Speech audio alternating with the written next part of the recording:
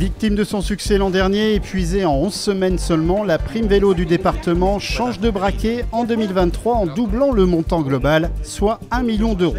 3 333 foyers devraient en bénéficier. C'est ce qu'a annoncé le président du département de la Seine-Maritime, Bertrand Bélanger, en visite au magasin de cycle d'Arnanville à Pavie.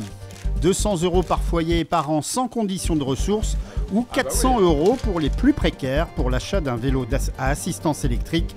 Cette aide pourrait être demandée dès le 29 avril prochain. Nikos Aliagas était en visite à l'abbatiale de l'abbaye de Jumièges, une visite officielle et professionnelle dans le cadre de son exposition Le Spleen d'Ulysse qui se tiendra du 7 juin au 31 octobre en résonance avec l'Armada. Nikos Aliagas proposera un voyage visuel et spirituel et aussi nous fera découvrir une autre facette de la personnalité de l'animateur vedette, son appétence pour la photographie. Le plus difficile, c'est lorsque on fait des photos, d'ailleurs, c'est de choisir ces photos. Et ensuite d'être cohérent, de raconter une histoire.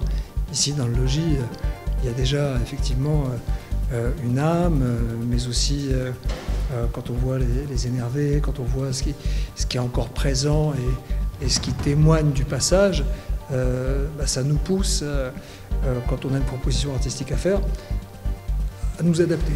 Donc je dois adapter le thème, le spleen d'Ulysse, mes photographies, à ce qui existe déjà. Et créer un mariage, créer un équilibre, créer une évidence, ce qui n'est pas évident. Le 27 mars dernier a eu lieu le 17e forum des races à viande au marché aux bestiaux de Forges-les-Eaux. Sous la halle, une centaine de bêtes concouraient pour la finale. Le verdict a été sans appel. Cette année, la championne et le champion de race Rouge des Prés avaient une particularité. Ils appartiennent au même propriétaire, Maxime Villet de Beuzeville.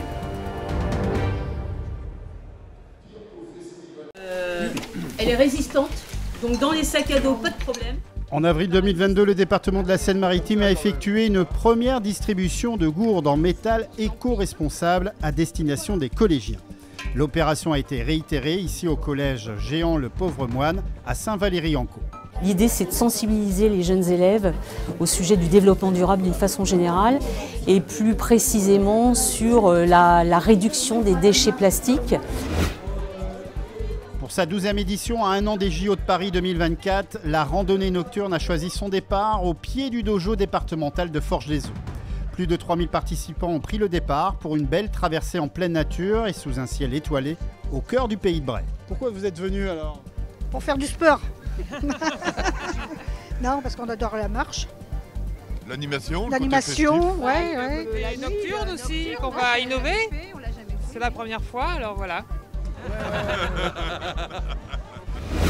Présentée au logis abbatial, l'exposition Ruines Variations photographiques représente le travail de 9 photographes autour de la thématique et l'objet ruine. L'exposition propose leur regard personnel et une libre interprétation du motif ruine, trouvant leur écho au logis abbatial de l'abbaye de Jumièges, qualifié de plus belle ruine de France par Victor Hugo. Une exposition à découvrir jusqu'au 21 mai.